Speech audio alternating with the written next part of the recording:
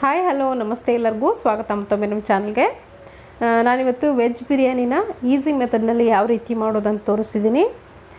ತುಂಬಾ ಟೇಸ್ಟಿ ಹಾಗೆ ಈಸಿಯಾಗಿ ನೀವು ಮಾಡಿಬಿಡ್ಬೋದು. ಬನ್ನಿ ಹಾಗಿದ್ರೆ ಇದನ್ನು ಯಾವ ರೀತಿ ಮಾಡೋದಂತ ನೋಡೋಣ.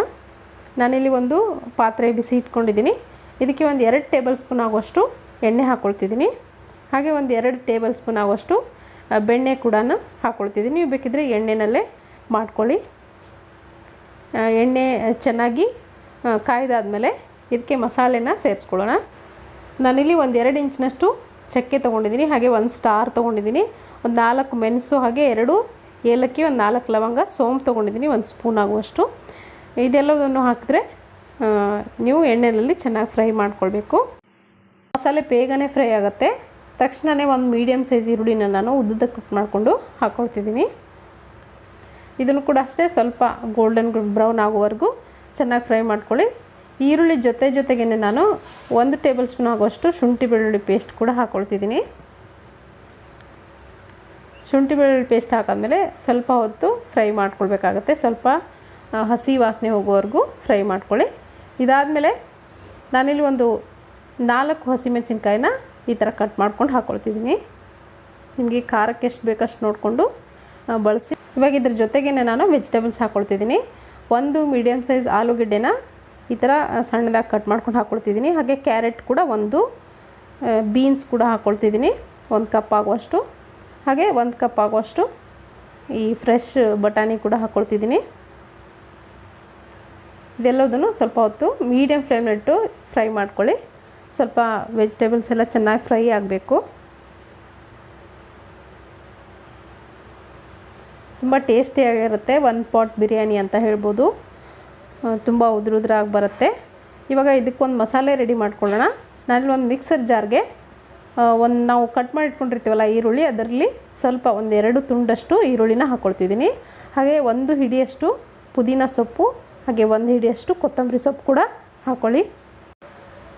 ಹಾಗೆ ನಾನಿಲ್ಲಿ ಶುಂಠಿ ಮತ್ತು ಬೆಳ್ಳುಳ್ಳಿನ ಬಳಸ್ತಿಲ್ಲ, ಯಾಕಂದರೆ ನಾನು ಒಗ್ಗರಣೆಗೆ ಶುಂಠಿ ಬೆಳ್ಳುಳ್ಳಿ ಪೇಸ್ಟ್ ಹಾಕಿದ್ದೀನಿ.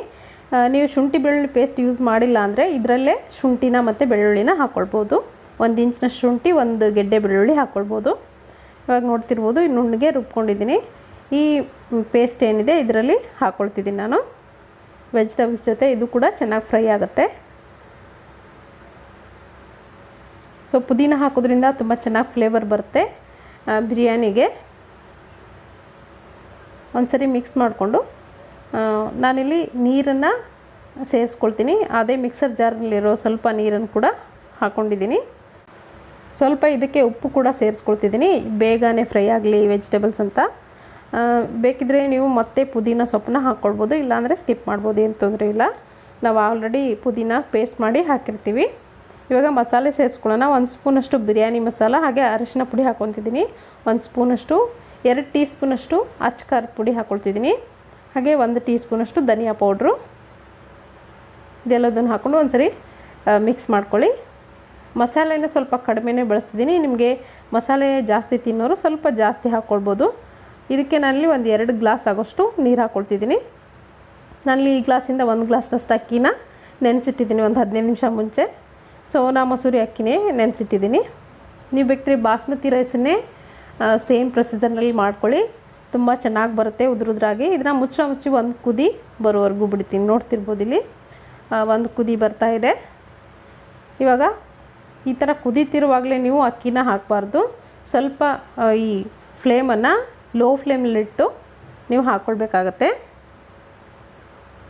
ಸೊ ಇವಾಗ ನಾನು ಆವಾಗಲೇ ಹೇಳಿದಾಗೆ ನಾನು ಹಾಕಿರೋ ನೀರಿನ ಅಳತೆ ಗ್ಲಾಸಲ್ಲಿ 1 ಗ್ಲಾಸಷ್ಟು ಅಕ್ಕಿ ಇದು. ಇದನ್ನು ಒಂದು 15 ನಿಮಿಷ ಅಥವಾ ಅರ್ಧ ಗಂಟೆ ಮುಂಚೆ ನೀವು ನೆನೆಸಿಡಿ, ತುಂಬ ಚೆನ್ನಾಗಿ ಬರುತ್ತೆ, ಉದುರಾಗಿ ಬರುತ್ತೆ.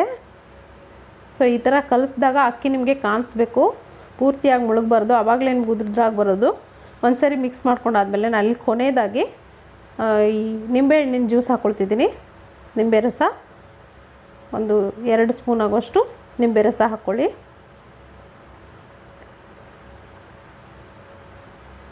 ನಾವಿಲ್ಲಿ ಟೊಮೆಟೊ ಬಳಸ್ತಿಲ್ಲ ಅಲ್ಲ, ಅದಕ್ಕೋಸ್ಕರ ನಿಂಬೆ ರಸನ ಯೂಸ್ ಮಾಡೋದು. ಇದನ್ನ ಒಂದ್ಸರಿ ಮಿಕ್ಸ್ ಮಾಡಿಕೊಂಡು ಲಿಡ್ನ ಮುಚ್ಚಿ ಒಂದು 10 ರಿಂದ 15 ನಿಮಿಷ ಬಿಡಿ. ನೋಡಿ ನಡುವೆ ಒಂದು ಸರಿ ನೋಡಿಕೊಂಡು ಚೆಕ್ ಮಾಡ್ಕೊಳ್ಬೇಕಾಗತ್ತೆ. ಸೊ ನೋಡ್ತಿರ್ಬೋದು ಒಂದು 15 ನಿಮಿಷ ಕರೆಕ್ಟಾಗಿ ಬಿಟ್ಟಿದ್ದೆ. ಎಷ್ಟು ಚೆನ್ನಾಗಿ ಪರ್ಫೆಕ್ಟಾಗಿ ಉದುರುದ್ರಾಗಿ ಬಂದಿದೆ ರೈಸು. ಇದನ್ನು ಆವಾಗಲೇ ಸರ್ವ್ ಮಾಡ್ಕೊಳ್ಬೋದು, ಆವಾಗಲೇ ಕಲಕಬಾರ್ದು.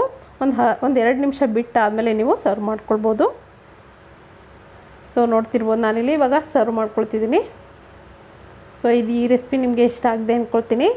ಇಷ್ಟ ಆಗಿದ್ರೆ ಒಂದು ಲೈಕ್ ಒತ್ತೋದನ್ನು ಮರಿಬೇಡಿ. ಹಾಗೆ ನನ್ನ ಚಾನಲ್ಗೆ ಇನ್ನೂ ಯಾರು ಸಬ್ಸ್ಕ್ರೈಬ್ ಆಗಿಲ್ವೋ ದಯವಿಟ್ಟು ಸಬ್ಸ್ಕ್ರೈಬ್ ಆಗೋದನ್ನು ಕೂಡ ಮರಿಬೇಡಿ.